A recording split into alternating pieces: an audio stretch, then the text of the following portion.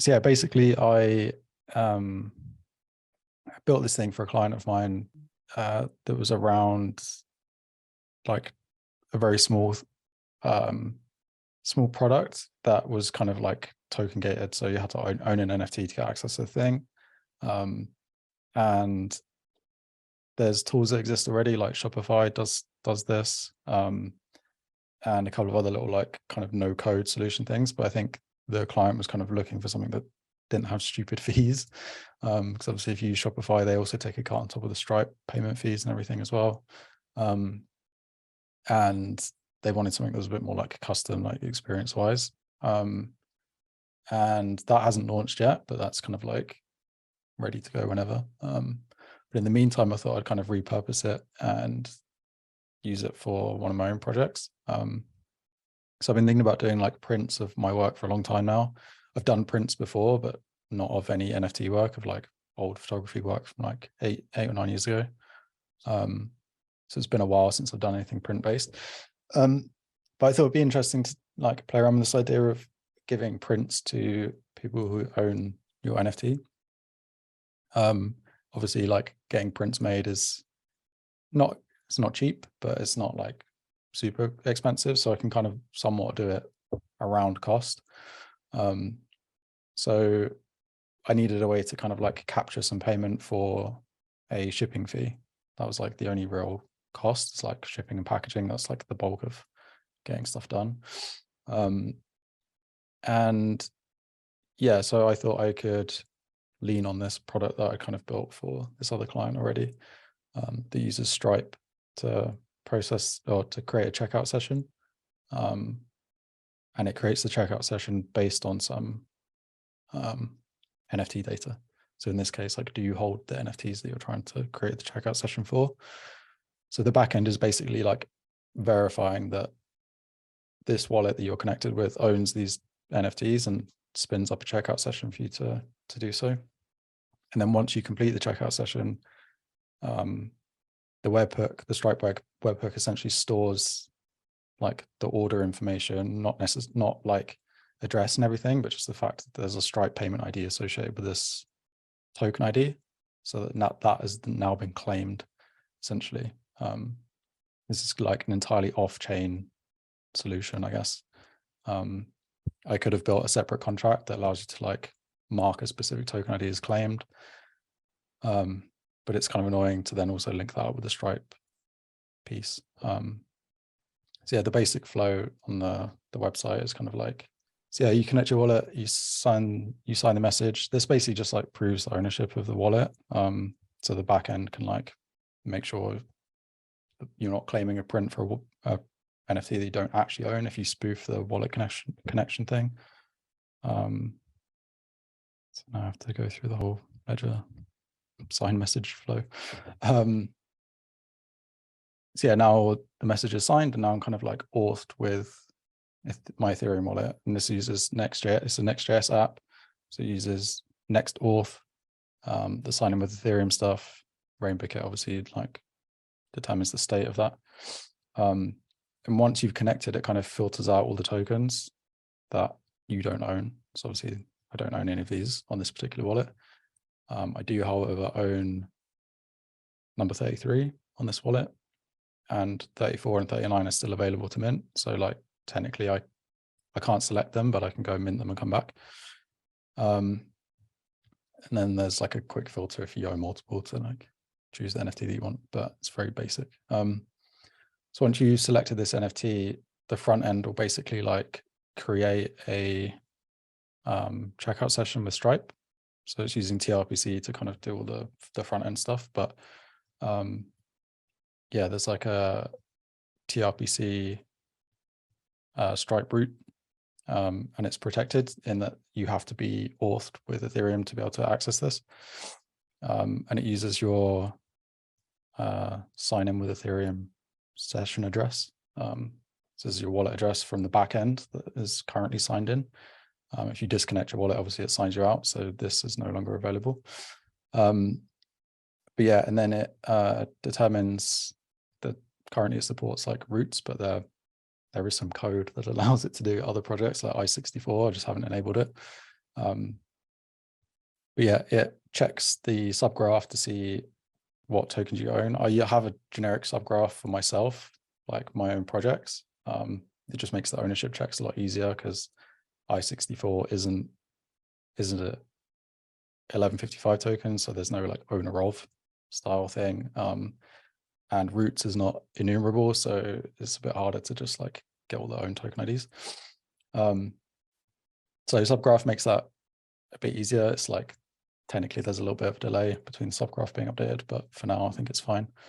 Yeah, then it checks like all the wallets, all the tokens in your wallet, checks the token IDs and makes sure that like you own all of the ones that you're trying to claim. So like when you're selecting these and you create a session, it's essentially checking the token IDs that you've selected. So if I select all the token IDs that I have, it'll check all of them. If I select one, it'll only check one. And if you haven't claimed any of the tokens before that you're trying to request, then it will create a checkout session.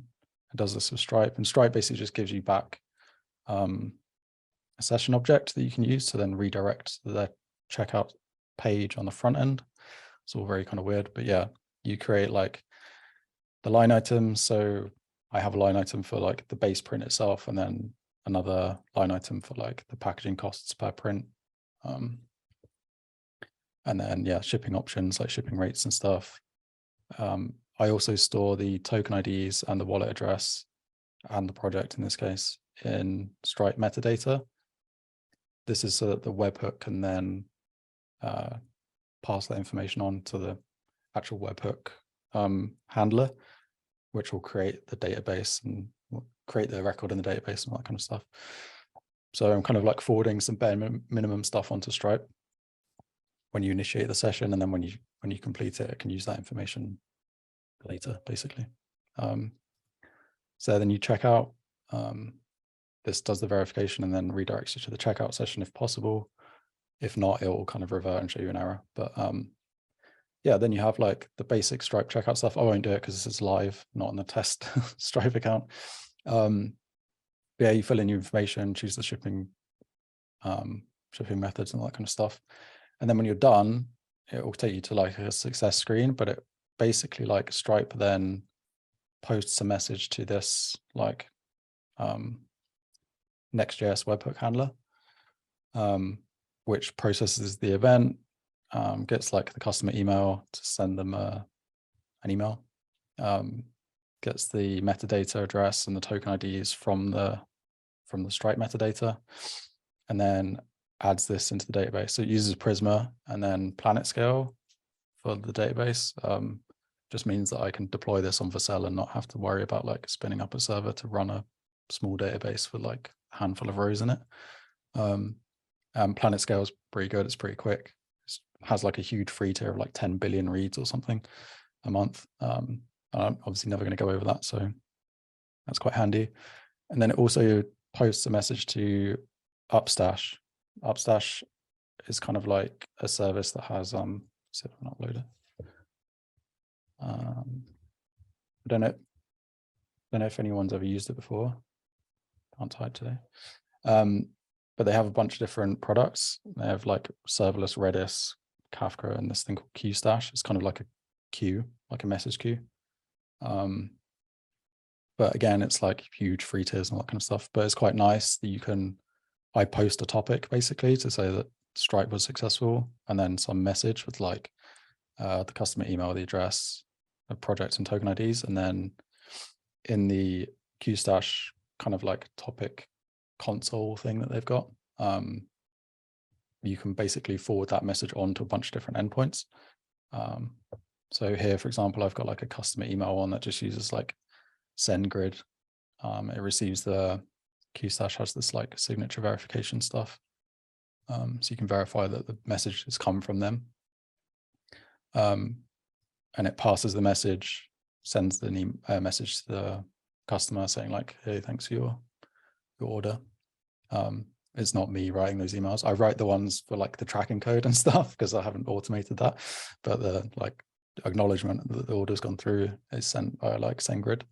And it also posts to Discord. So there's like a Discord message handler, like API route that receives the same message. So it receives like the token IDs that were claimed, who claimed them, well, the wallet address of the person who claimed them.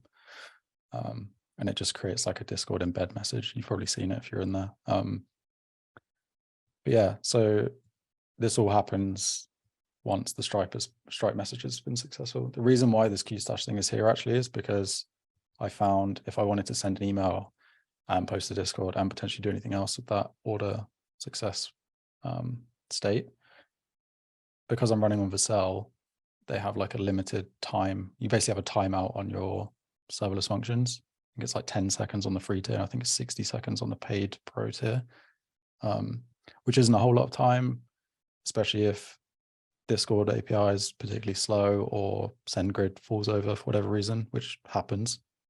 At least it did in my testing. So posting a small message to Qstash is pretty reliable and keeps you within that timeout limit. And then Qstash handles like doing all the other long running tasks essentially. So like it will fire off another message to a specific endpoint for Discord. It will fire a message for the email, for example. And you're essentially not blocking the Stripe timeout response as well as the Vercel Cloud Function response, which is pretty nice. I need to write up a little blog post about like using Qstash because I think there's a bunch of different things that you could do with it. For example, you could post a message to the topic and then have an endpoint that sends a transaction with Open Zeppelin Defender or something.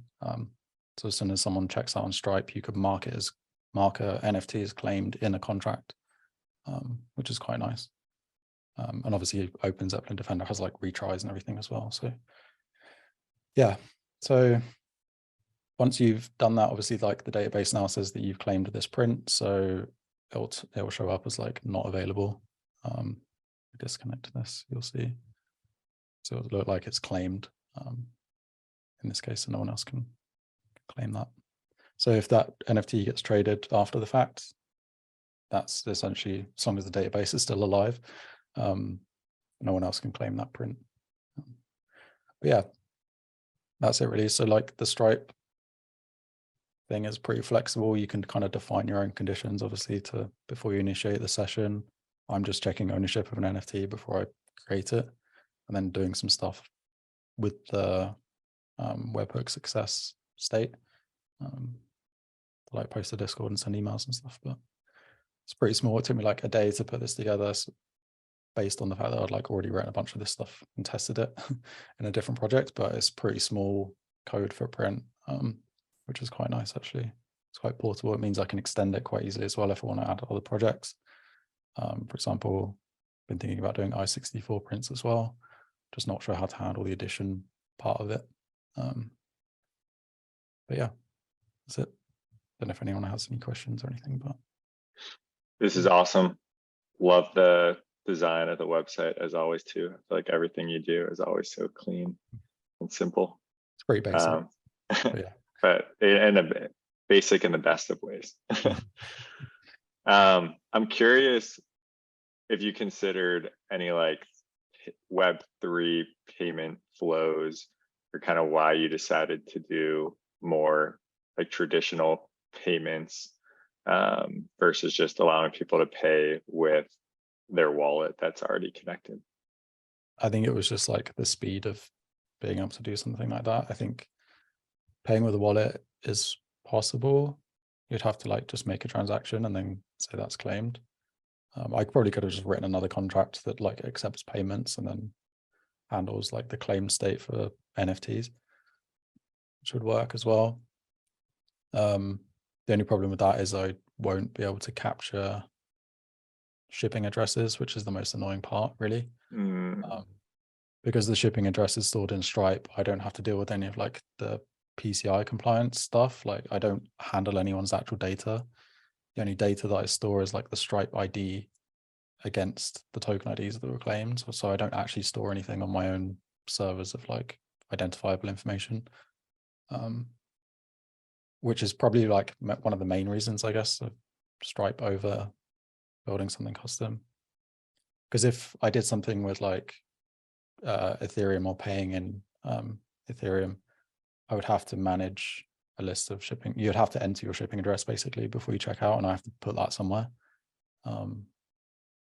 I mean, it's possible. It's just like another headache that I don't want to have to deal with, I guess. Yeah, no, that makes sense. It makes me think. I mean, I like using Stripe is very easy, but yeah, it makes me wonder if there's like an opportunity for somebody to provide a service like Stripe, but allow Web3 payment methods, which is probably on Stripe's radar. I think they allow USDC maybe, or they allow like payouts in USDC.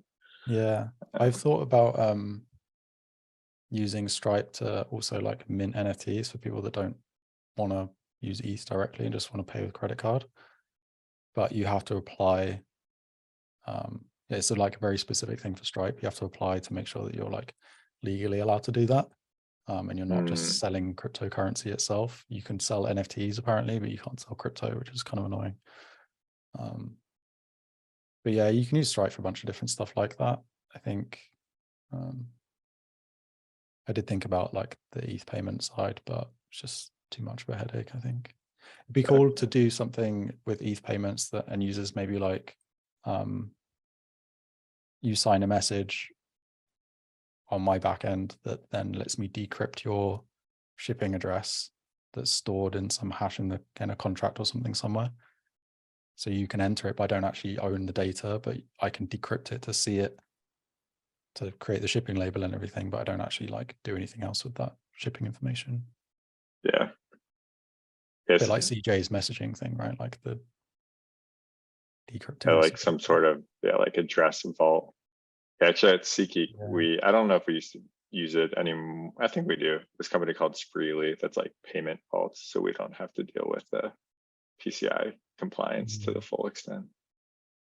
Yeah, I'm wondering if it's like some weird ZK snark. I don't know enough about that tech, but like some weird ZK snark thing that lets you like associate a physical address with your wallet address that I don't know, that prevents it from being leaked publicly, but you can give it to certain people if you want to. Yeah. Some interesting articles and tweets sent in Mouths Only side chat. Yeah, I think the I think one of the what was I gonna say now? It's literally just gone straight out of my head. Never mind. If I think of it, I'll come back. Any other questions from the crowd?